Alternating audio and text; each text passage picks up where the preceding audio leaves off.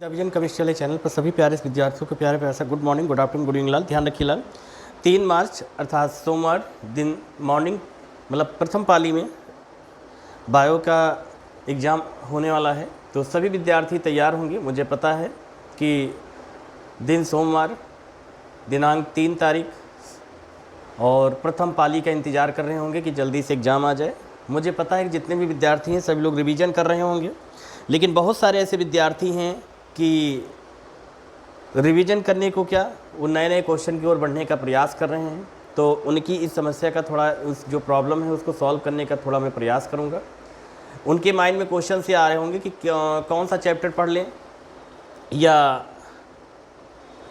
Chapter में कौन सा टॉपिक या कौन सा क्वेश्चन। जैसा कि पिछले लेक्चर में आपको बताया गया था कि कौन सा चैप्टर इंपॉर्टेंट है उस पर फोकस कीजिए, और चैप्टर में कौन सा टॉपिक इंपॉर्टेंस है उस पर ध्यान दीजिए, और उस टॉपिक में कौन सा क्वेश्चन इंपॉर्टेंस है उस पर ध्यान दीजिए। ये लेक्चर खास तौर से इसी बात पर डिपेंड करेगा। अभी बात जो आपको बताएगी कि बायो में कौन सा चैप्टर पढ़ना है, और बायो के इस चैप्टर में या जो भी चैप्टर होगा उसमें कौन सा टॉपिक और उस टॉपिक में कौन सा क्वेश्चन इंपॉर्टेंस है, इस बात को ध्यान में रखते हुए मतलब ये लेक्चर आज का इसी बात पर डिपेंड करेगा कि बायो में हम कौन सा चैप्टर पढ़ें, कौन सा टॉपिक और कौन सा क्वेश्चन पढ़ें, है ना। तो लेक्चर की शुरुआत करने से पहले, मतलब लेक्चर में चैप्टर की शुरुआत करने से पहले मैं यहाँ पर एक बात बोलना चाहूँगा कि जिन्होंने बायो में पढ़ा है, समझा होगा विधिवत तरीके से, जिन्होंने बायो को कंप्लीट कर लिया होगा, जितने भी क्वेश्चंस हैं या जितने भी चैप्टर हैं, लेकिन उनको ये नहीं समझ में आ रहा है कि कौन सा चैप्टर ज़्यादा इम्पोर्टेंस है, तो उनके लिए लेक्चर ये इम्पोर्टेंस है।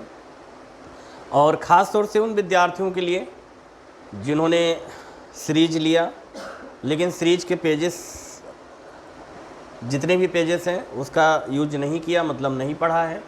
बहुत सारे स्टूडेंट तो ऐसे होते हैं, एक ललक होती है अपने में कि सीरीज खरीद के रख लेना, और हम तो अक्सर देखने में मिलता है जब स्टूडेंट्स या जो भी बोलते हैं कि सर इसमें निशान, तो वहाँ पर जब देखा जाता है तो आपस में 2-3 पेज ऐसे चिपके रहते हैं।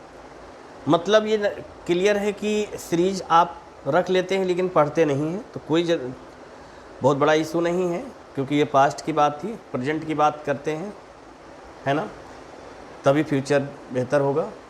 तो क्योंकि पास्ट छोड़िए, प्रेजेंट पर ध्यान दीजिए फ्यूचर के लिए। लेकिन प्रेजेंट से ही बहुत कुछ, पास्ट से भी बहुत कुछ सीखने मिलता है। पास्ट में आपने किस तरीके से पढ़ा, कैसे पढ़ा, छोड़िए, उसको हटाइए। अब ध्यान दीजिए कि बायो में कौन सा चैप्टर इंपॉर्टेंस है और चैप्टर में कौन सा टॉपिक इंपॉर्टेंस है। पेपर कलम लेके बैठ जाइएगा। यदि आप संस्थान से पहली बार जुड़े हैं तो चैनल को सब्सक्राइब, लाइक एंड शेयर करना मत भूलिएगा। अपने साथी संगी में सभी लोगों तक बोल दीजिएगा। बायो का वो बेहतरीन ये आज का लेक्चर होगा जिसमें मैं एनसीईआरटी के उन प्रश्नों को मैं आप तक पहुंचाने का प्रयास करूंगा जो आपके एग्जामिनेशन बोर्ड पेपर में रखा हुआ है। जैसा कि आपको ये बात आपके संज्ञान में होगी, भी सीबीएसई बोर्ड का केमिस्ट्री का एग्ज़ाम हो चुका है। अपने विवेकानुसार जितने क्वेश्चंस वहाँ पर बताए गए थे केमिस्ट्री के और अदर 90% समथिंग क्वेश्चंस आए उसमें बेहतरीन। तो एक छोटा सा प्रयास है कि बायो में भी और किस प्रकार से क्वेश्चंस आ सकते हैं। सीबीएसई बोर्ड के बायो का पेपर मीन्स एग्ज़ाम अभी बाकी है। जैसा कि सीबीएसई बोर्ड का यूपी बोर्ड के बाद है, यूपी बोर्ड का तो मंडे को एग्ज़ाम है प्रथम पाली में, फर्स्ट मीटिंग में, और है ना। तो आप लोग बेहतरीन तरीके से तैयार कर लीजिएगा। जितना भी मैं बताऊंगा आज पेपर कलम लेके बैठ जाइए, बेहतरीन तरीके से एक एक क्वेश्चन को आप लोग समझ लीजिएगा। कौन सा क्वेश्चन कितना इंपॉर्टेंस है मैं उसका जिक्र कर दे रहा हूँ, और यदि फिर भी ना समझ में आए तो आप कंफर्मेशन कर लीजिएगा बेशक, बेहिचक, बेधड़क होके, है ना, कॉल के माध्यम से, मैसेज के माध्यम से, जैसे भी। लेकिन आपके मार्क्स कम नहीं आने चाहिए। कॉपी कैसे लिखना है, कॉपी को किस तरीके से व्यवस्थित करना है, मतलब कि सुसज्जित, मतलब बेहतरीन आपको सजा मीन से कैसे लिख के आना है कॉपी, उस पर भी मैंने एक लेक्चर बनाया था, और ऑफलाइन में तो विधिवत आपको समझाया है मैंने कि कॉपी कैसे लिखना है। तो चलिए आइए ध्यान देते हैं लेक्चर में। लेक्चर की शुरुआत होने के साथ साथ चैप्टर के उन इम्पॉर्टेंट क्वेश्चन की ओर बढ़ते हैं जिसका बेसब्री से आप इंतज़ार कर रहे हैं और सोमवार को उस क्वेश्चन से मुलाकात करना चाहते हैं। तो बेशक लेक्चर पर ध्यान दीजिएगा। सेम टू सेम हो सकता है कि आज के लेक्चर से आपको वहाँ पर क्वेश्चन देखने को मिल जाए। चलिए आइए ध्यान देते हैं। जैसा कि जब बात करते हैं, पहले तो मैं आपको ये बताऊंगा कि बायो के कौन कौन से चैप्टर इम्पोर्टेंस ज़्यादा हैं, तो पेपर कलम लेके बैठिएगा। फिर लास्ट में मैं आपको बताऊंगा कि एनसीईआरटी का ऐसा कौन सा क्वेश्चन जो इस टाइप के क्वेश्चंस आते हैं, और इसके बाद ये कौन सा चैप्टर है ये भी मैं बताऊंगा, और इस चैप्टर से कितने नंबर का क्वेश्चन आ सकता है मैं इसका भी जिक्र करूंगा। तो पेपर कलम लेके बैठिए, बेसब्री से इंतज़ार कर रहे थे कि बायो में वो इम्पोर्टेंस चैप्टर या टॉपिक व क्वेश्चन बताए जाएं। तो आज का लेक्चर आपके लिए इम्पोर्टेंस है। लेक्चर देखने के, सुनने के, समझने के पश्चात ही आप लोग जो है मंडे को प्रथम पाली फर्स्ट मीटिंग में एग्ज़ाम देने जाइएगा। ये आज का लेक्चर आपको बढ़िया मार्क्स दिलाएगा 1 शॉट वीडियो फॉर्म में।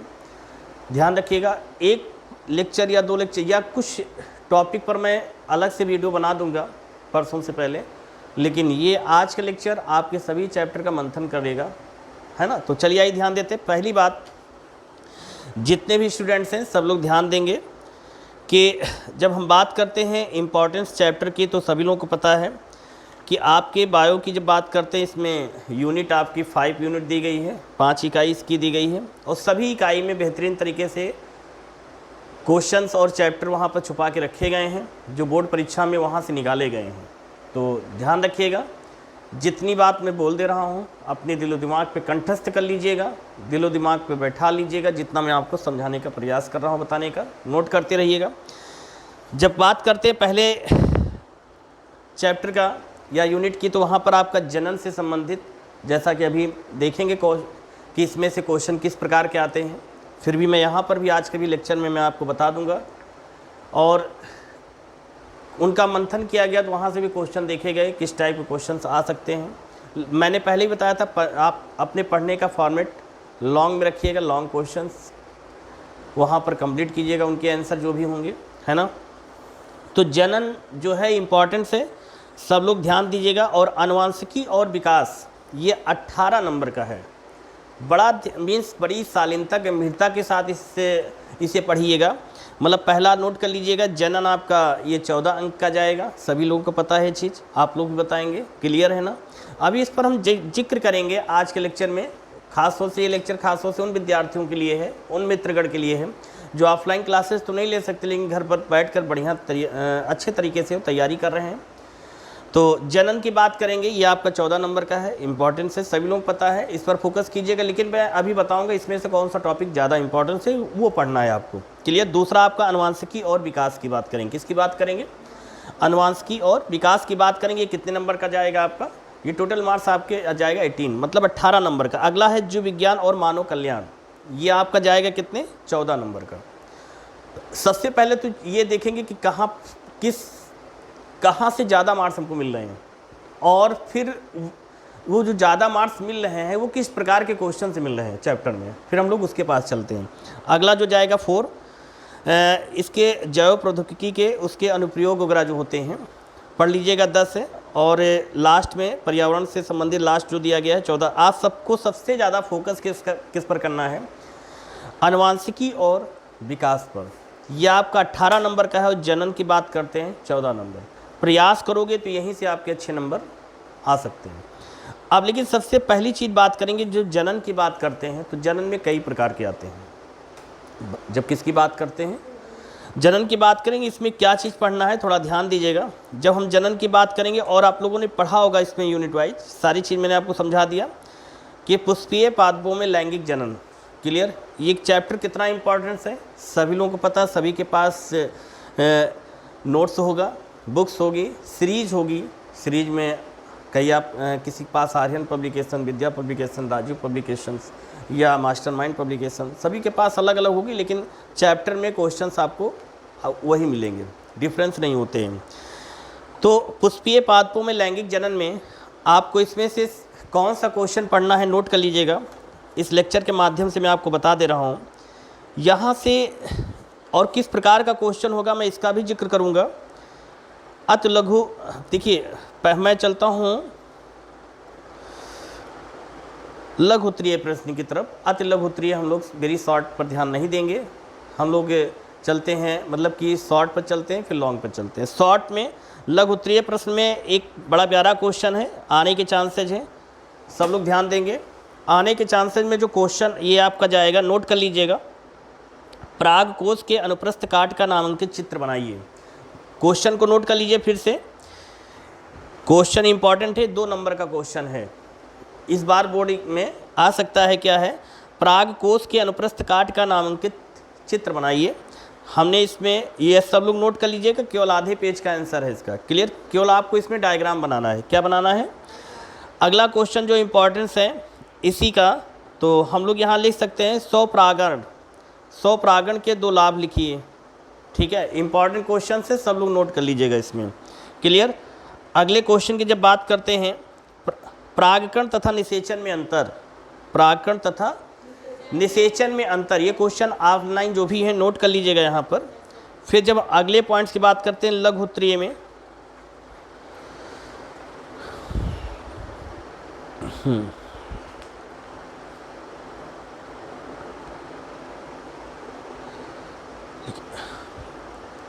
आवर्तबीजी पादपों में पाए जाने वाले विभिन्न प्रकार के भ्रूणपोषों का सचित्र वर्णन कीजिए।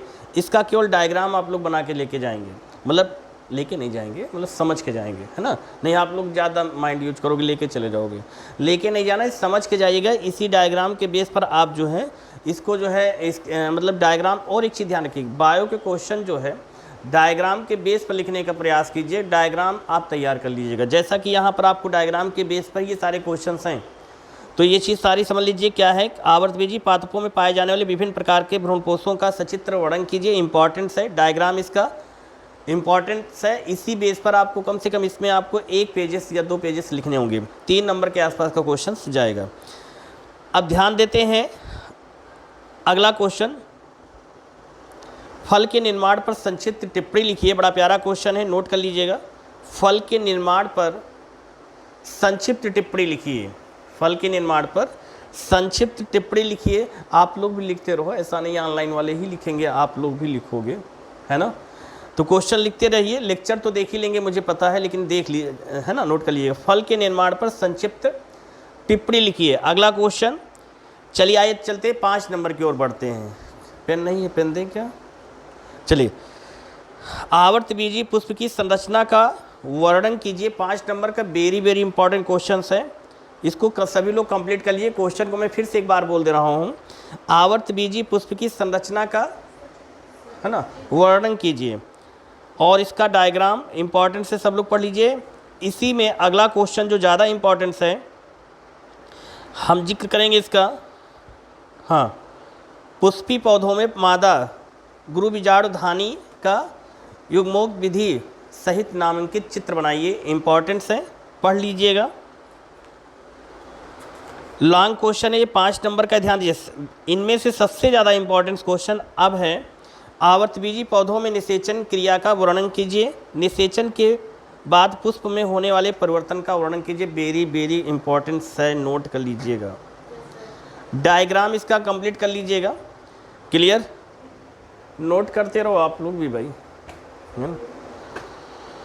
आ गई बात समझ में? चलिए इससे इसका लास्ट देख लीजिए, एक बीजपत्री भ्रूण का विकास, इस पर टिप्पणी, इस पर क्वेश्चन पूछ सकते हैं। अगला चैप्टर मानव जनन पर देख लीजिएगा। मानव जनन पे क्या पढ़ना है? मानव जनन में मैं लॉन्ग की बात कर रहा हूँ, ध्यान दीजिएगा। शॉर्ट में इसके पढ़ लीजिएगा। नर जनन तंत्र या पुरुष के जनन अंगों का सचित्र वर्णन, इंपॉर्टेंट से पढ़ लीजिएगा एक बार। अगला क्वेश्चन, मानव भ्रूण के रोपण पर टिप्पणी लिखिए। इंपॉर्टेंट क्वेश्चन से लिख लीजिएगा, वेरी वेरी इंपॉर्टेंट क्वेश्चन है ये। अगला क्वेश्चन जो वेरी वेरी इंपॉर्टेंट चैप्टर का, शुक्राणु जनन क्या है? शुक्राणु जनन की विभिन्न अवस्थाओं का वर्णन कीजिए। वेरी वेरी इंपॉर्टेंट से नोट कर लीजिएगा सब लोग। ये ऑनलाइन जो भी देख रहे हैं क्वेश्चन को नोट कर लीजिएगा। ऑफलाइन वाले भैया आप लोग स्पीड में नोट करो, है ना, नोट कीजिए। शुक्राणु जनन क्या है? शुक्राणु जनन की विभिन्न अवस्थाओं का वर्णन कीजिए। डायग्राम बेस पर समझिएगा, इंपॉर्टेंट क्वेश्चंस हैं। चलिए आइए ध्यान देते हैं अगले। हाँ, अगला क्वेश्चन लास्ट इस चैप्टर का बेहतरीन है, ध्यान दीजिएगा। अभी चेक करेंगे, आप लोग भी नोट करो। चलिए अभी ध्यान देते हैं। प्रसव क्या है? प्रसव को प्रेरित करने में कौन से हार्मोन शामिल हैं? वेरी वेरी इंपॉर्टेंट से पढ़ लीजिएगा सब लोग ये। अगले चैप्टर जनन स्वास्थ्य, यहाँ से क्वेश्चन कौन सा आ सकता है आपके बोर्ड पेपर में, तो ध्यान रखिएगा। इम्पॉर्टेंट्स हैं। जनसंख्या विस्फोट से क्या अभिप्राय है? जनसंख्या वृद्धि के कारण तथा नियंत्रण का वर्णन कीजिए। 5 नंबर का क्वेश्चन है, पढ़ लीजिएगा सब लोग। क्वेश्चन को मैं फिर से एक बार बोल दे रहा हूँ। जनसंख्या विस्फोट से क्या अभिप्राय है? जनसंख्या वृद्धि के कारण तथा नियंत्रण का वर्णन कीजिए। बायो का एग्ज़ाम 3 तारीख मतलब सोमवार प्रथम पाली में है। हर चैप्टर के वो क्वेश्चन मैं यहाँ पर आपको आज ऑनलाइन के माध्यम से समझा दे रहा हूँ कि आप लोग कंप्लीट कर लीजिएगा। इससे बाहर क्वेश्चन कोई नहीं आएगा, ध्यान दीजिएगा। इस चीज़ कंठस्थ कर लीजिएगा, मैच कर लीजिएगा पेपर। अगला क्वेश्चन लिखिएगा, मानव जनसंख्या नियंत्रण के लिए किन किन उपायों का प्रयोग में लाया जाता है? क्वेश्चन इंपॉर्टेंट है, पढ़ लीजिएगा। मानव जनसंख्या नियंत्रण के लिए किन किन उपायों को प्रयोग में लाया जाता है, इस चीज़ को ध्यान दीजिएगा। इंपॉर्टेंस है, बेहतरीन क्वेश्चन था। अगला चैप्टर वंशागत और विविधता, बहुत बेहतरीन चैप्टर है। सभी चैप्टर के मैं लॉन्ग क्वेश्चन में समझा दे रहा हूँ कौन कौन सा क्वेश्चन आ सकता है आपके बोर्ड पेपर में, ध्यान रखिएगा इतना। और हाँ, इस चैप्टर का वंशागति, इस चैप्टर का आप ऑब्जेक्टिव क्वेश्चन सारे सॉल्व कर लीजिएगा। इंपॉर्टेंट्स हैं बेहतरीन तरीके से। चैप्टर 4 का इसका ऑब्जेक्टिव क्वेश्चन सारे पढ़ लीजिएगा, इंपॉर्टेंट्स ध्यान दीजिएगा। चलिए अगले क्वेश्चन पर ध्यान देते हैं। इस चैप्टर का मेंडल पर संक्षिप्त टिप्पणी लिखिए। 3 नंबर में कभी कोई क्वेश्चन आ जाता है, ध्यान रखिएगा। मेंडल पर संक्षिप्त टिप्पणी लिखिए। सभी चैप्टर का निचोड़, अर्थात वे सभी प्रश्न जो आपके बोर्ड परीक्षा में देखने को मिलेंगे, तो ध्यान रखिएगा। कम समय में ज़्यादा से ज़्यादा मैं प्रयास कर रहा हूँ कि जल्दी से मैं आपको इम्पॉर्टेंट क्वेश्चन बता दूँ, नोट कर लीजिएगा। तो मेंडल पर संक्षिप्त टिप्पणी, ये 3 नंबर का क्वेश्चन होगा। इनके सारे मेन पॉइंट समझ लीजिएगा, क्योंकि अब ज़रूरत क्या है कि आपको मीन्स कौन से क्वेश्चन ज़्यादा इंपॉर्टेंट है, सिर्फ वही पढ़ना है। तो मैं सिर्फ आपकी ऑनलाइन संस्था के माध्यम से मैं सिर्फ आपकी इतनी में हेल्प कर सकता हूँ क्या, कि कौन सा क्वेश्चन आ सकता है और आप उसी पर फोकस कीजिए। क्लियर? चलिए अगला क्वेश्चन बड़ा बेहतरीन क्वेश्चन है, कंप्लीट करके जाइएगा।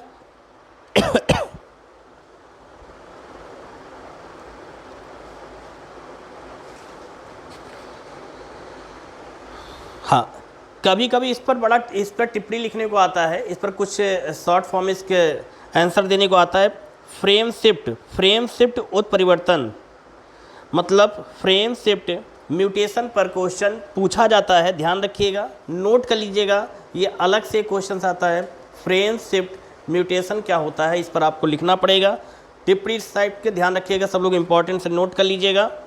अगला क्वेश्चन, गुणसूत्रीय उत्परिवर्तन से आप क्या समझते हैं? इंपॉर्टेंट क्वेश्चन इस बार इसके आने के चांसेज हैं। गुणसूत्रीय उत्परिवर्तन से आप क्या समझते हैं?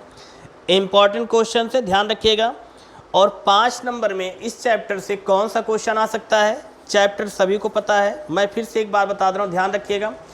और चैप्टर नंबर 4 चल रहा है आपका, जिसमें हम लोग अभी सारी चीज़ें देखेंगे और आपसे फिर लास्ट में मंथन भी करेंगे। और लास्ट में जाते जाते ये भी मैं बोलूँगा कि किस चैप्टर पर आपको ज़्यादा फोकस करना है। क्लियर? तो इस चैप्टर का सबसे बेहतरीन क्वेश्चन कौन सा होगा? मेंडल का पृथक्करण का नियम क्या है? इसे युग्मकों की शुद्धता का नियम क्यों कहते हैं? उदाहरण सहित स्पष्ट कीजिए। 5 नंबर का क्वेश्चन है, बेहतरीन क्वेश्चन है, बोर्ड पेपर में इसको बुलाया जा रहा है, ध्यान रखिएगा। इसी क्वेश्चन को कई प्रकार से पूछा जा सकता है, इस चीज़ को ध्यान रखिएगा।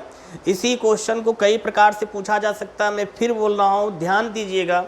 जितना बोला जा रहा है, बताया जा रहा है, ध्यान दीजिएगा। बायो के सभी चैप्टर का निचोड़ है एनसीईआरटी के, और कुछ अदर क्वेश्चन जिसका मंथन किया गया वो आप तक पहुंचाने का प्रयास, खास तौर से उन विद्यार्थियों के लिए जिन्होंने अब तक कुछ भी नहीं पढ़ा, उनके दिमाग में भी यही एक क्वेश्चन क्या अब क्या पढ़ें कैसे पढ़ें, तो उनके लिए लेक्चर इंपॉर्टेंस है। चैप्टर में जाइए, जितना जो क्वेश्चन है वो मैं बोल दे रहा हूँ, नोट कर लीजिए, पढ़ लीजिए उसके बारे में, बढ़िया मार्क्स आएंगे, बट इफ नहीं होगा लाल। चलिए आइए ध्यान देते क्वेश्चन को, मैं फिर से इस बार बोल रहा हूँ। मेंडल का पृथक्करण का नियम क्या है, इसे युग्मकों की शुद्धता का नियम क्यों कहते हैं, उदाहरण सहित आपको स्पष्ट करना है। इसी क्वेश्चन को क्या है, एक संकर क्रॉस का उदाहरण लेते हुए प्रभाविता नियम की व्याख्या कीजिए। घुमा सकते हैं क्वेश्चन को, देखिए ध्यान दीजिएगा। मॉडल पेपर का सबसे एनसीईआरटी बेस का क्वेश्चन है, क्या है, एक संकर क्रॉस का उदाहरण लेते हुए प्रभाविता नियम की व्याख्या कीजिए। एनसीईआरटी से क्वेश्चन ये चुराया गया है, ध्यान दीजिएगा, बेहतरीन क्वेश्चन है, नोट कर लीजिएगा। मैं इस क्वेश्चन को यदि मैं जिस क्वेश्चन को मैं बार बार बोलूँ समझ जाइएगा कि बोर्ड पेपर में उसको बुलाया जा रहा है, ध्यान रखिएगा, पढ़ के जाइएगा, बोर्ड पेपर में देखने को मिलेगा ये क्वेश्चन। चलिए अगला क्वेश्चन जब बात करते हैं,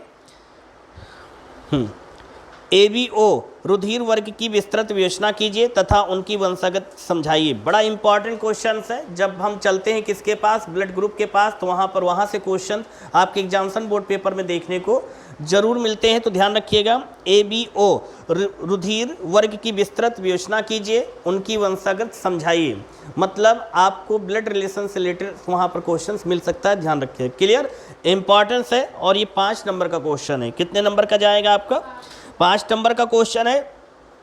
आप इस टाइप के, और मैं अभी आपको लेक्चर में जाते जाते मैं एक चीज़ बोल के जाऊंगा, क्या कि लॉन्ग क्वेश्चन को किस तरीके से कंप्लीट करूं, क्योंकि समय कम है, तो उसका एक शॉर्ट ट्रिक मैं आपको बताऊंगा, वो फॉलो करिएगा, कंफर्म है, कोई आपको फेल नहीं कर सकता है, ये रियल में बोल रहा हूँ। चलिए आइए ध्यान देते हैं। अगला क्वेश्चन क्या है, क्योंकि सभी चैप्टर में इंपॉर्टेंट क्वेश्चन तो मैं बता दे रहा हूँ, लेकिन इनको तैयार कैसे करना है ये भी मैं अभी आपको बताऊँगा। क्लियर, उसका एक तरीका बताऊँगा। इस चैप्टर का सबसे बेहतरीन क्वेश्चन, ध्यान रखिएगा, आने के चांसेस इस बार है, हाँ बड़ा प्यारा क्वेश्चन है। हमारे समाज में लड़कियां पैदा होने पर दोष केवल महिलाओं को दिया जाता है, बताएं कि यह क्यों सही नहीं है ना। इस पर ध्यान रखिएगा, बेहतरीन क्वेश्चन। मैं क्वेश्चन को फिर से बोल रहा हूँ, ध्यान रखिए। हमारे समाज में लड़कियां पैदा होने पर दोष केवल महिलाओं को दिया जाता है, बताएं कि यह क्यों सही नहीं है ना। मतलब कि यहाँ पर जो क्वेश्चंस है, यहाँ से ये questions English medium Hindi medium सभी के लिए आप लोग देखिएगा। इंग्लिश मीडियम के जो स्टूडेंट्स होंगे ट्रांसलेट कीजिएगा, नहीं समझ में आएगा तो आप पूछिएगा ज़रूर, लेकिन पेपर में छोड़ के मत आइएगा। मैं कंठस्थ कर रहा हूँ, आप लोग यहाँ से इस संस्था के माध्यम से, लेक्चर के माध्यम से मैं आपसे बोल रहा हूँ, पेपर में एक भी क्वेश्चन छोड़ के नहीं आएंगे। स्टार्टिंग में 10-15 पेजेस लिखने हैं, बेहतरीन लिखने हैं, लास्ट में यदि आपको नहीं आएगा तो बना के आएंगे, लेकिन छोड़ के नहीं आएंगे। पेपर छोड़ के चले आना, लेकिन क्वेश्चन छोड़ के मत आना, इस चीज़ को फॉर्मूला सेट कर लेना। अगला क्वेश्चन, हीमोफीलिया को ब्लीडर रोग क्यों कहते हैं, बड़ा प्यारा क्वेश्चन है, ध्यान रखिएगा, फिर से नोट कर लीजिए। हीमोफीलिया को ब्लीडर रोग क्यों कहा जाता है, कौन सा रोग, ब्लीडर रोग क्यों कहा जाता है, ध्यान रखिएगा, इंपॉर्टेंट क्वेश्चन है, पढ़ के जाइएगा। हाँ, 1 नंबर या 5-6 लाइनों में, जिसको टिप्पणी बोलते हैं, इसको शॉर्ट आंसर बोलते हैं, यहाँ पर आप कंप्लीट कर सकते हो। हीमोफीलिया पर आपसे आज पूछा जा सकता है, हीमोफीलिया पर कंप्लीट कर लीजिएगा। हीमोफीलिया पर पूछ सकते हैं डाउन सिंड्रोम क्या होते हैं, डाउन सिंड्रोम पर क्वेश्चन आप क्या पूछा जा सकता है। टर्नम सिंड्रोम क्या है, पढ़ के जाना, पिछली बार बहुत बेहतरीन तरीके से पूछा गया था। टर्नम लिखा, टर्नर सिंड्रोम क्या हो जाएगा, और अगला कौन सा, डाउन सिंड्रोम हो जाएगा। इंपॉर्टेंस है, ये दोनों जरूर पढ़ लिए। मतलब यहाँ पर सिंड्रोम से रिलेटेड 3 टाइप्स क्वेश्चन, पहला कौन सा है, डाउन सिंड्रोम, क्लियर। दूसरा कौन सा हो जाएगा, टर्नर सिंड्रोम हो जाएगा। तीसरा कौन सा हो जाएगा, क्लाइनफेल्टर सिंड्रोम। मतलब सिंड्रोम से ही 3 टाइप्स, कौन कौन सा, डाउन, टर्नर, क्लाइनफेल्टर। ऐसे याद कर लो कैसे, डाउन, टर्नर, फिर क्या हो जाएगा, क्लाइनफेल्टर, क्लाइनफेल्टर, क्लियर। मतलब डाउन डाउन, फिर क्या है, टर्नर करना है, फिर क्या करना है, क्लाइनफेल्टर, क्लियर। ये 3 टाइप सिंड्रोम में से एक आपका आएगा, तीनों पढ़ लीजिएगा, इसमें से कोई एक क्वेश्चन आपको मिल जाएगा बोर्ड पेपर में, क्लियर, इंपॉर्टेंट। चलिए अगला क्वेश्चन, वंशागत का आणविक आधार, चैप्टर नंबर 5 पर चलते हैं। इसमें से कौन सा क्वेश्चन पढ़ देखते हैं। हाँ, सभी लोग को पता है, जब हम बात इस चैप्टर की करते हैं तो इसमें आप लॉन्ग क्वेश्चन हाँ, यहाँ पर मैं थोड़ा जिक्र करूँगा।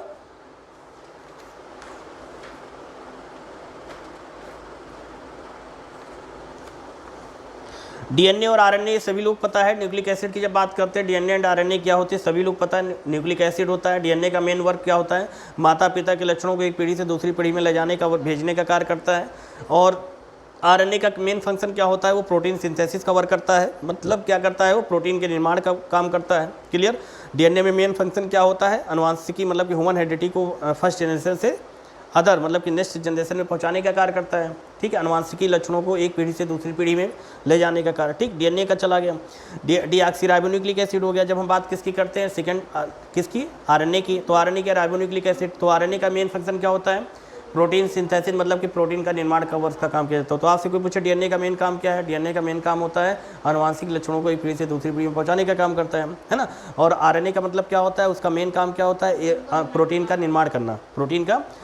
और डीएनए का काम क्या होता है, आनुवांशिक लक्षणों को एक पीढ़ी से दूसरी, है ना, होता नहीं। देखो राम देखो श्याम जैसे मिल रहे थे, मैंने गलत तो नहीं कर रहा हूँ, खुर्रम खिसरो से मिल रहे थे, है ना, आपस में मिलते नहीं, देखने में आप बताते हो अच्छा ये ऐसे होते हैं। जब कोई आपसे कोई नाम बताए ना बताए, लेकिन आप चेहरा देख के थोड़ा पहचान कैसे दो, अच्छा ये है, आप वैसे लगते हो, आप उनके करके हो, अच्छा ऐसे हो, बोलते नहीं बोलते हो, तो कुछ ना कुछ लक्षण क्या है वो मैच करते हैं। ठीक है, चलिए अच्छा। और ये एटमॉस्फेयर पर डिपेंड करता है, कुछ परसेंट ये एटमॉस्फेयर पर ही डिपेंड करता है। ह्यूमन हेरिडिटी जो होती है, अनुवांशिक लक्षण जो होते हैं, जैसे माता जी हैं नाना के यहाँ चली गई, तो नाना के यहाँ जिस है ना, तो वहाँ के लोगों के लक्षण भी उनमें तो आएंगे, क्योंकि एटमॉस्फेयर का भी इफेक्ट पड़ेगा, है ना। नहीं मालूम चला कुछ बच्चे ऐसे होते हैं ना मातक पड़े ना पितक पड़े, नानक पड़ गए हैं, होता ही नहीं होता है। तो मतलब कि उनके लक्षण क्या हो, एटमॉस्फेयर का, मामा को पड़ गए मतलब कुछ ना, लेकिन आपके लक्षण कुछ ना कुछ उनमें जरूर होते हैं। तो ये काम कौन करता है, बेचारा डीएनए करता है, बड़ी मेहनत करता है। चलिए अच्छा आगे की तरफ चलते हैं। हाँ, मानव जीनोम परियोजना को महापरियोजना क्यों कहा जाता है, बड़ा प्यारा क्वेश्चन, बोर्ड पेपर का क्वेश्चन है, ध्यान रखिएगा, पढ़ के जाइएगा इस क्वेश्चन को।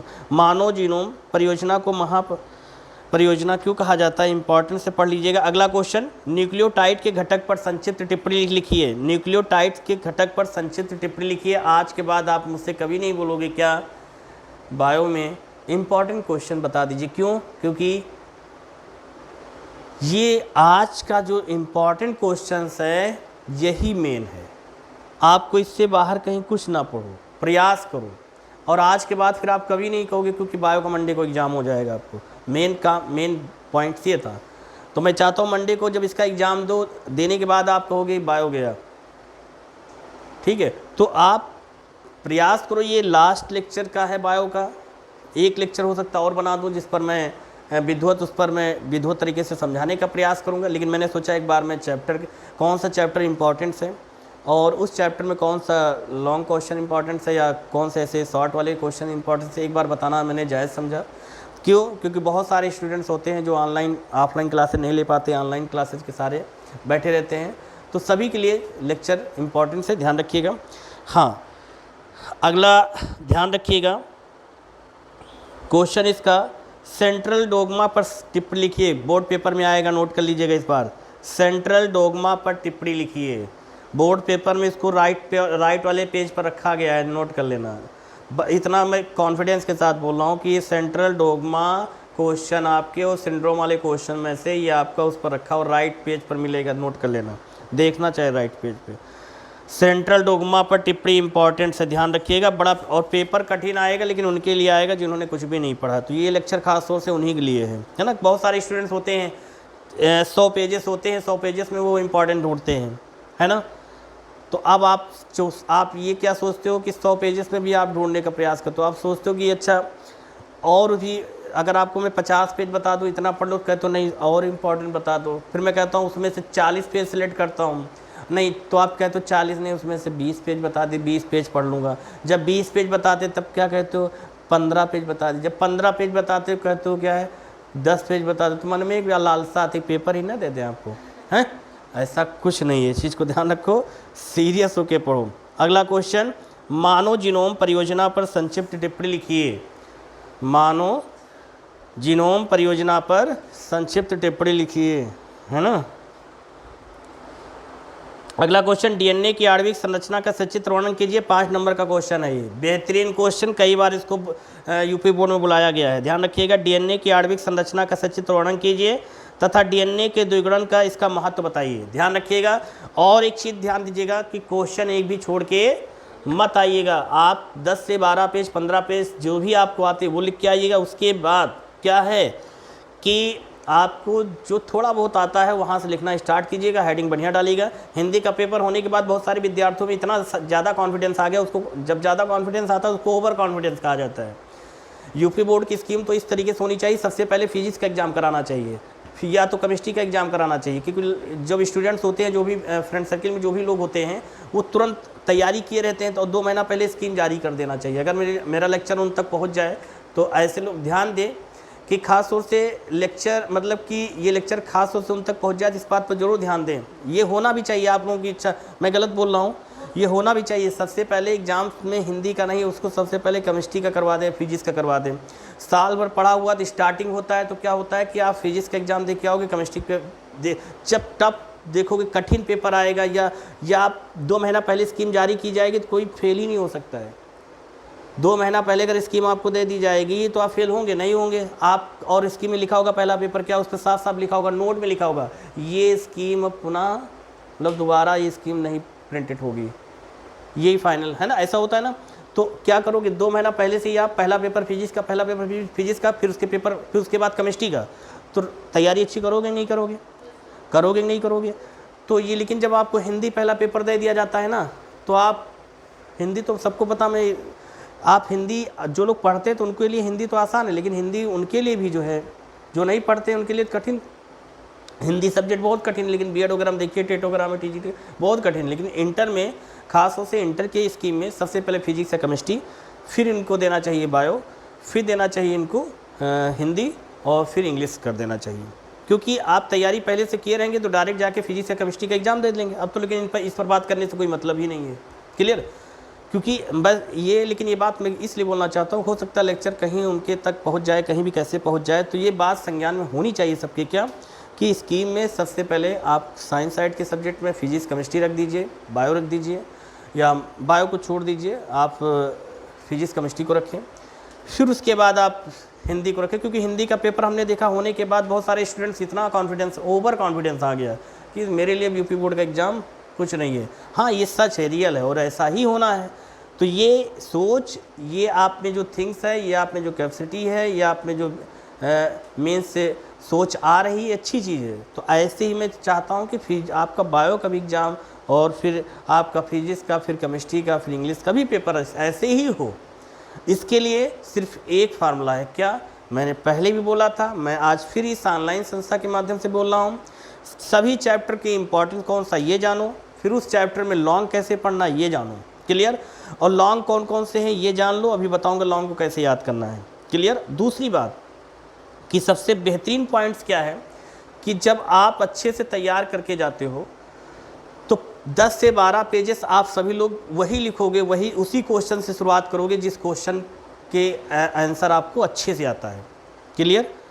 आंसर और कॉन्फिडेंस रखना है, क्रीडेंस रखना है, अपने में सोच आपकी पॉजिटिव होनी चाहिए, मतलब निगेटिव नहीं होनी चाहिए। निडर होके जाओगे, डर के साथ नहीं जाओगे, क्योंकि डरोगे तो आप कुछ जो आता है वो भी भूल जाओगे, और वहाँ पर आपको टाइमिंग केवल जितना सभी विद्यार्थियों के लिए है उतना आपको भी दिया जाएगा। मतलब आपके टेंशन करने से, एक्टिविटीज़ करने से आपको टाइमिंग एक्स्ट्रा नहीं दीजिए। तो अपने टाइमिंग को एक पॉजिटिव थिंग्स के साथ एग्ज़ाम्स में देना है।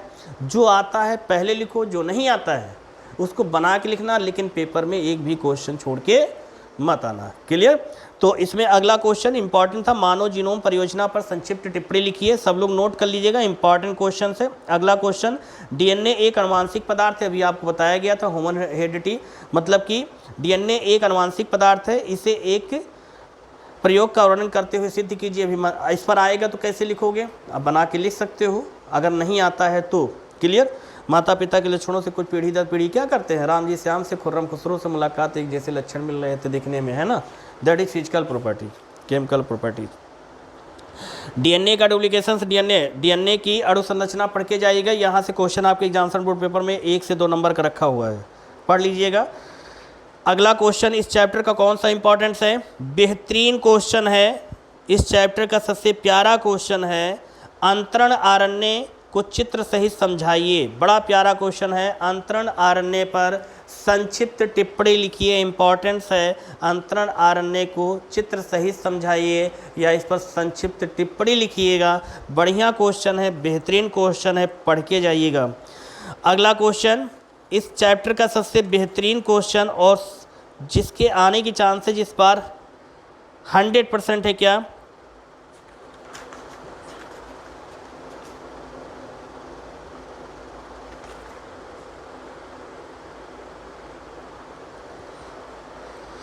प्रोटीन संश्लेषण का वर्णन कीजिए। क्वेश्चन इंपॉर्टेंट है, पढ़ के जाइएगा। प्रोटीन संश्लेषण पर टिप्पणी लिखिए, मतलब इसका वर्णन करना है।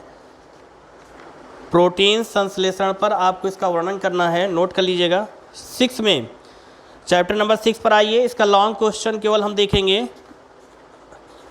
यहाँ से ध्यान दें कि इस चैप्टर से सब लोग शॉर्ट और वेरी शॉर्ट पढ़ के जाइएगा। शॉर्ट और वेरी शॉर्ट ये आपके 2 से 3 नंबर वाले क्वेश्चन ये चैप्टर ज़्यादा देगा। लेक्चर को ज़्यादा बड़ा ना करते हुए इसमें हमें इंपॉर्टेंट जल्दी जल्दी बता दे रहा हूँ, ध्यान रखिएगा। मिलर के प्रयोग का वर्णन कीजिए, नामांकित चित्र बनाइएगा। इंपॉर्टेंट क्वेश्चन है, सब लोग नोट कर लीजिएगा। बेहतरीन क्वेश्चन है, सब लोग नोट कर लीजिएगा इसका।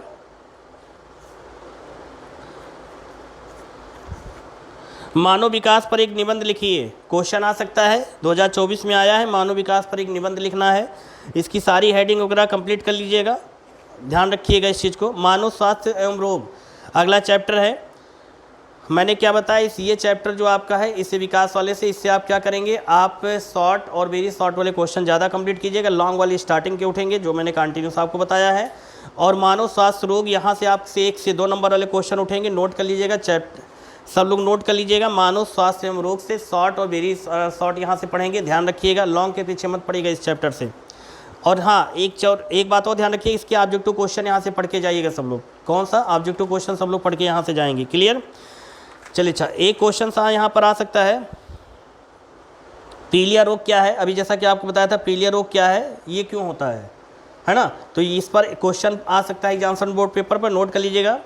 हेपेटाइटिस रोग के कारण लक्षण बताइए, ये सारी बातें, ये इस टाइप के क्वेश्चन आएगा। निमोनिया पर टिप्पणी लिखिए, ये आपके शॉर्ट और वेरी शॉर्ट में क्वेश्चन इस टाइप के आएंगे, सब लोग पढ़ के जाइएगा, ठीक है ना? हाँ, सबसे बेहतरीन अगर लॉन्ग क्वेश्चन अगर आया, वैसे आता नहीं, अगर आएगा तो ध्यान रखिएगा। मलेरिया परजीवी के जीवन चक्र का केवल स्वच्छ एवं नामांकित चित्र बनाइए। यदि आएगा तो ये क्वेश्चन आ सकता है, बाकी इस चैप्टर से कोई भी लॉन्ग क्वेश्चन एक भी नहीं आएगा। चलिए अच्छा, अगला ध्यान देते हैं। टीकाकरण और टॉक्साइड पर संक्षिप्त टिप्पणी लिखिए, इन पर डिफरेंस बताना है, नोट कर लीजिएगा। अगला क्वेश्चन चलिए आइए ध्यान देते हैं। हाँ, मानव कल्याण में सूक्ष्म जीव, मानव कल्याण में सूक्ष्म जीव चैप्टर नंबर 8 में इंपॉर्टेंस है। इसके ऑब्जेक्टिव क्वेश्चन सारे पढ़ लीजिएगा इस चैप्टर के, यहाँ से ऑब्जेक्टिव क्वेश्चन आ सकते हैं। मानव कल्याण में सूक्ष्म जीव इंपॉर्टेंस है, ध्यान रखिएगा। प्रतिजैविक एवं कवक से संबंधित क्वेश्चन बन सकता है, पढ़ लीजिएगा। प्रतिजैविक एवं कवक से संबंधित क्वेश्चन बन सकता है, पढ़ लीजिएगा सब लोग। और इस चैप्टर में सबसे छोटा चैप्टर है लेकिन सबसे बेहतरीन चैप्टर है। इतना छोटा चैप्टर है लेकिन बढ़िया मार्क्स आपको, मतलब कि कुछ ना कुछ मार्क्स आपको दे के जाता है। कौन सा क्वेश्चन है, पढ़ लीजिएगा। वाहित मल उपचार के विभिन्न चरण लिखिए, क्वेश्चन इंपॉर्टेंट है, 5 नंबर का क्वेश्चन है, ध्यान रखिएगा। वाहित मल उपचार के विभिन्न चरण समझाइए, इंपॉर्टेंस है। अगला चैप्टर, हाँ, चैप्टर नंबर 9 में आते हैं। चैप्टर नंबर 9 से 1 से 2 नंबर क्वेश्चन इस चैप्टर से शॉर्ट और वेरी शॉर्ट सब लोगों को पढ़ना है, लॉन्ग नहीं पढ़ना है, सब लोगों को ध्यान रखना है। जब हम इसकी बात करते हैं तो अनुवांशिक इंजीनियरिंग पर टिप्पणी लिखिए, इस टाइप के क्वेश्चन आएगा। 3 नंबर का क्वेश्चन मैंने अभी क्या बताया, शॉर्ट और वेरी शॉर्ट पढ़िएगा, यहाँ से क्वेश्चन आपको मिलेंगे, नोट कर लीजिएगा। 2 से 3 नंबर वाले क्वेश्चन इस चैप्टर से मिलेंगे, पेपर ला के मैच कर लीजिएगा घर पर बैठ कर शांति से खाना खाने के बाद, क्लियर? फिर अगला ध्यान दीजिएगा कि सबसे बेहतरीन क्वेश्चन इस चैप्टर का लॉन्ग क्वेश्चन एक आ सकता है, नोट कर लिए। इसी से related question examination board paper में रखा है, मैं बोल भी दे रहा हूँ ऑनलाइन माध्यम से। 2025 में क्वेश्चन आ सकता है क्या, किन्हीं 3 संवाहक रहित विधियों का उल्लेख कीजिए जिनका प्रयोजन डीएनए को सूक्ष्म परिपोषी कोशिका में प्रवेश कराने के लिए उपयोग किया जाता है। या इसी क्वेश्चन को घुमा सकते हैं, डीएनए पुनर्योगज तकनीक पर संक्षिप्त टिप्पणी लिखिए। 5 नंबर का समथिंग क्वेश्चन हो सकता है, पढ़ के जाइएगा। चैप्टर नंबर 10 पर आते हैं। चैप्टर नंबर 10 पर बेहतरीन सभी चैप्टरों का निचोड़, सभी चैप्टर में क्या कैसे पढ़ना है, कौन सा लॉन्ग क्वेश्चन पढ़ना है, फिर आप अभी मैं जाते जाते आपको बता के जाऊंगा कि लॉन्ग क्वेश्चन को कैसे आपको पढ़ना है। चलिए अगला क्वेश्चन, ऑब्जेक्टिव क्वेश्चन इसके सारे सॉल्व कर लीजिएगा, आपके बोर्ड पेपर में रखा हुआ है इस चैप्टर से। क्लियर? –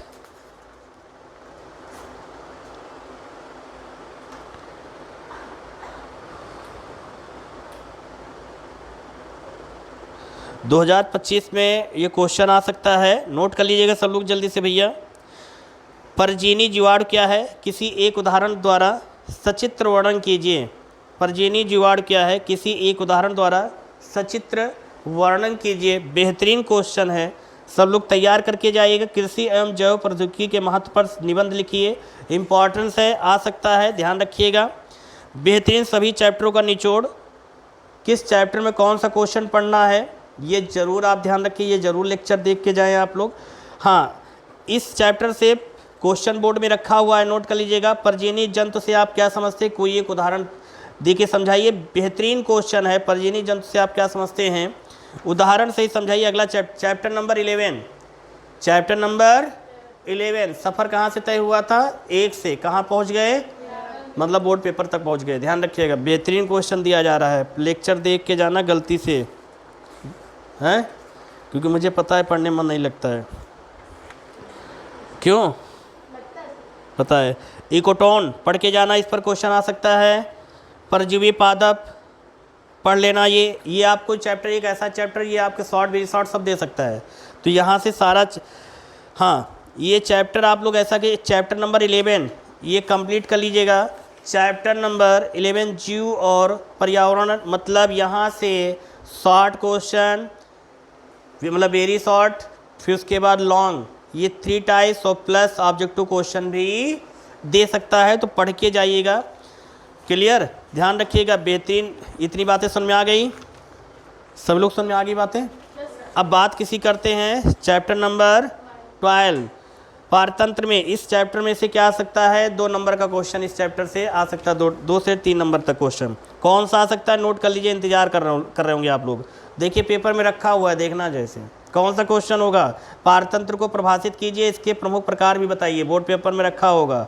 कृत्रिम पारतंत्र के उदाहरण द्वारा समझाइए, बोर्ड पेपर में रखा हुआ क्वेश्चन है ये, ध्यान रखिएगा, कंठस्थ कर लीजिएगा सारी बातों को। क्लियर? चलिए अच्छा, इस पर एक, हाँ, खड़ी फसल क्या है, नोट कर लीजिएगा, आ सकता है ये आपका 2 नंबर में। अगला क्वेश्चन क्या है, हाँ, ये क्वेश्चन पढ़ लीजिएगा। बाकी इस चैप्टर में आपको कुछ नहीं पढ़ने का मन करेगा, नहीं मन लगेगा तो कोई मैं फोर्स नहीं कर सकता हूँ, मैं आपको कुछ कहूँगा नहीं पढ़ना चाहते हो मत पढ़ो, लेकिन ये क्वेश्चन जरूर पढ़ के जाना है ना, अदर कुछ मत पढ़ना। इस चैप्टर में केवल ये क्वेश्चन जरूर पढ़ के जाना, क्या शॉर्ट वेरी शॉर्ट कुछ ना पढ़ना, लॉन्ग वाला पढ़ के चले जाना। कौन सा क्वेश्चन, नोट कर लीजिए सब लोग।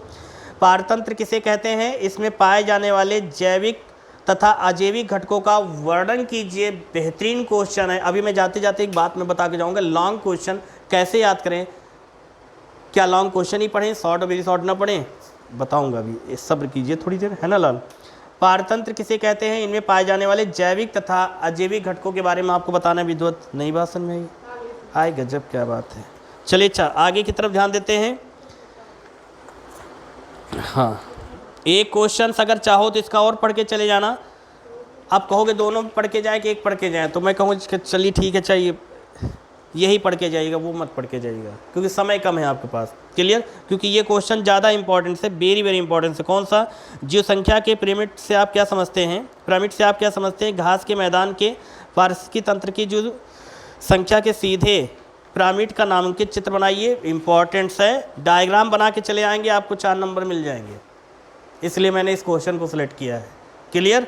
ध्यान रखिएगा। चैप्टर नंबर 13 में क्या पढ़ें, इसके ऑब्जेक्टिव क्वेश्चंस नहीं आएंगे, मत पढ़ के जाइएगा। चैप्टर नंबर 13 लघु उत्तरीय आ सकता है, शॉर्ट यहाँ ले देखिएगा, यहाँ पर 2 नंबर का क्वेश्चन आ सकता है। रेड डाटा बुक से आप क्या समझते हैं, रेड डाटा बुक से आप क्या समझते हैं। कुछ स्टूडेंट तो पहली बार नाम सुन रहे होंगे, कुछ ऐसे मित्रगण होंगे पहली बार नाम सुन रहे हैं, कौन सा नाम आ गया, ध्यान रखिएगा, बेहतरीन क्वेश्चन है, ध्यान रखिएगा, पढ़ के जाइएगा। राष्ट्रीय उद्यान, विलुप्त प्रजातियां क्या हैं, इस टाइप के क्वेश्चन पढ़ लीजिएगा। हाँ, यहाँ से क्वेश्चन आ सकता है, जैव विविधता क्या है, वन्य जीव से किस प्रकार भिन्न है। पढ़ के जाइएगा इस क्वेश्चन को।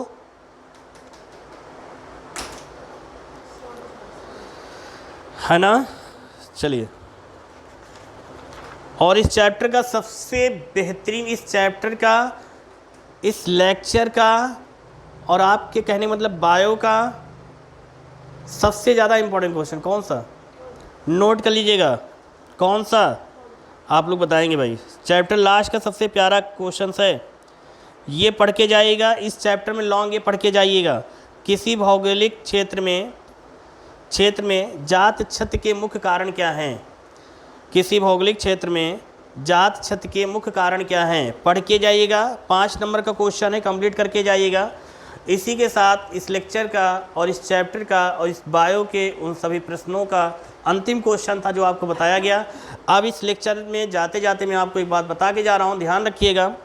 जैसा कि सभी चैप्टर में लॉन्ग क्वेश्चन कैसे पढ़ना है, डायग्राम बेस पे पहला पॉइंट, डायग्राम के बेस पे पढ़ना है। कॉपी कैसे लिख के आना है, कॉपी को कैसे लिख के आना है ये भी ध्यान रखिएगा। कॉपी में जो जिस क्वेश्चन के आंसर पर आपकी अच्छी पकड़ होगी वो पहले लिखिएगा, उसके बाद फिर उन प्रश्नों को शुरुआत कीजिएगा जो आपको 10%, 20%, 50% आता है, वहाँ से शुरुआत एक रेशियो में लेके चलिएगा। जो 100% आता है उसको सबसे पहले लिखिएगा, फिर उसके बाद देखिएगा इनमें से कौन सा क्वेश्चन आ रहा है आपको 50% उसका, फिर 40%, फिर जो सबसे कम आता है उसको सबसे लास्ट में लिखना है। आगे बात समझ में, नई बात समझ में आई, मतलब जो ज़्यादा अच्छे से जिस क्वेश्चन का आंसर आता है उसको सबसे पहले, फिर उसके बाद लास्ट में वो लिखिएगा जिस बिल्कुल नहीं आता, हमको पता ही नहीं क्या है बायो क्या है, क्वेश्चन कहाँ से आ गया, तो बना के लिख के चले आना, लेकिन क्वेश्चन भी छोड़ के मत आना, क्योंकि कॉपी छोड़ के आप प्लेन करके क्या आओगे, छोड़ करके आओगे, उसमें कुछ नहीं लिखोगे तो आपको मार्क्स वहाँ पर नहीं मिलेंगे। लेकिन लिख के आओगे तो कुछ ना कुछ तो मार्क्स आपको मिल ही जाएंगे। एक एक पेज में से एक नंबर मिल गए तो मार्क्स तो आपको उद्धार हो गया। क्लियर, तो बेहतरीन क्वेश्चन आप छोड़ के नहीं आओगे। आज के लेक्चर में सभी चैप्टर के सभी टॉपिक के उन क्वेश्चन को आप तक मैंने यहाँ पहुँचा दिया, ठीक है। तो ये सारी बातें सब लोग समझ में आ गई, क्लियर। हाँ, लॉन्ग क्वेश्चन को डायग्राम के बेस पर कंप्लीट कीजिएगा। ऑब्जेक्टिव क्वेश्चन को कोशिश कीजिए, अगर आपके पास अंसाल्ट है तो अंसाल्ट से पढ़िए, नहीं तो आपके पास सीरीज है तो सीरीज में चैप्टर के देखिए वहाँ पर दिया गया है, सभी चैप्टर में सभी उनके ऑब्जेक्टिव क्वेश्चन से एक बार पढ़ लीजिएगा। लॉन्ग क्वेश्चन जरूर पढ़ के जाइएगा, क्योंकि लॉन्ग क्वेश्चन आपको पासिंग मार्क अच्छे दिलाएगा। क्लियर, ध्यान रखिएगा। बायो का है तो बायो का मतलब ये नहीं है कि आप इसमें कुछ ना पढ़ो। हाँ, जाते जाते डायग्राम देखिएगा, डायग्राम पे इस पे मॉडल पेपर 5, जिसी के पास अगर ये आर्यन अवतार है या अदर जो भी राजू पब्लिकेशंस है और या विद्या पब्लिकेशंस है जो भी है, तो उनके सभी जो भी सेट सॉल्व है, 1-2 सेट सॉल्व कर लीजिएगा, क्योंकि हर साल उसमें से एक सेट में से कुछ ना कुछ को आपको अच्छे मार्क्स दिलाता है। ठीक, तो अवतार है या राजू पब्लिकेशंस या जो भी कहने मतलब कि आपकी विद्या पब्लिकेशन, मास्टर पब्लिकेशन जो भी है, आप उनमें से क्या करोगे कि 1-2 सेट जो है उसको सॉल्व कर लीजिएगा, ठीक है ना। चाहे लास्ट से कोई भी सेट एक सॉल्व कर लीजिएगा। 24 का सेट सॉल्व करना क्या जायज़ है, कर लीजिएगा, लेकिन फोकस कीजिएगा अदर सेट पर, अपडेट वाले पे। क्लियर, वहाँ से क्वेश्चन बनेगा और डायग्राम पर इस पर सारी चीज़ें क्लियर। तो चलिए, आज के लेक्चर में कुछ इंपॉर्टेंट बातें थी जो आपके 2025 के यूपी बोर्ड परीक्षा में है ना इंतज़ार कर रहे होंगे। मुझे पता है कि 2025 में ऐसा मंडे को कौन सा क्वेश्चन आएगा, तो यहाँ पर मैंने आपको चैप्टर बता दिया, मैं क्वेश्चन नहीं बताने वाला हूँ, ठीक है। आपको चैप्टर के बीच में क्वेश्चन का आंसर, क्वेश्चन बता दिया गया है जो आपकी बोर्ड परीक्षा में आने के चांसेस हैं। तो सब लोग ध्यान दीजिएगा, जितना आपको बताया गया है कंठस्थ कर लीजिएगा और आप अपने विवेकानुसार भी पढ़ के जाइएगा। क्लियर, तो मिलते हैं अगले लेक्चर में, कुछ बेहतरीन क्वेश्चन आप तक पहुँचाने का प्रयास करूँगा। तो आज के लेक्चर में इतना ही लाल, बेस्ट ऑफ लक।